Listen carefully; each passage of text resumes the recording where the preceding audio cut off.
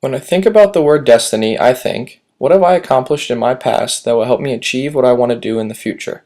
Throughout the semester, we have read many fables that deal with peace and justice, ingenuity, betrayal, and destiny.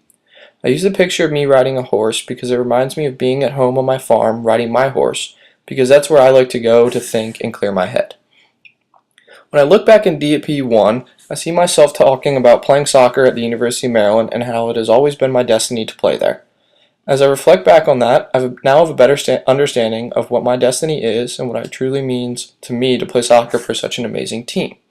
I relate this to the latest story we read about the man who wanted to get through the door where the guard was and could not get past him. Throughout the entire fable, it was this character's destiny to get to the other side of that door, and he would do whatever it took to get there. To me, this is my soccer career. I've done everything I could to get to play soccer here at Maryland because I knew it was my destiny and I would not give up. The idea of betrayal in the stories we have read are very important.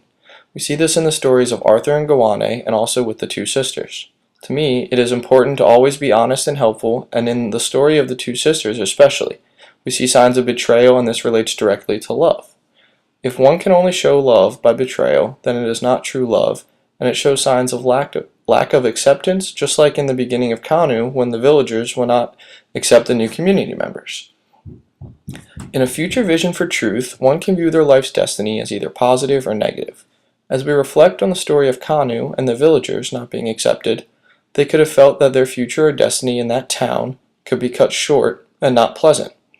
But instead, they stood up for themselves and proved to themselves and the town and completely changed their future in that village. On a local level, I compare that to my parents. Growing up and not going to college, they were both told they were not going to accomplish anything in life.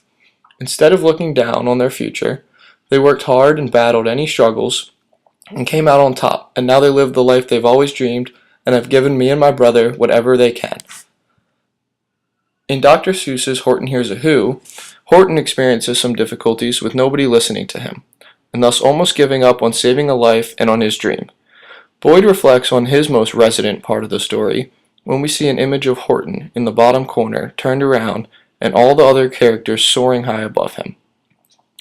To me, this represents peace and justice because this image is showing how Horton could be knocked down by not getting listened to, but instead he overcomes those soaring voices and goes with his gut and he hears something in the dust, and sure enough, he does.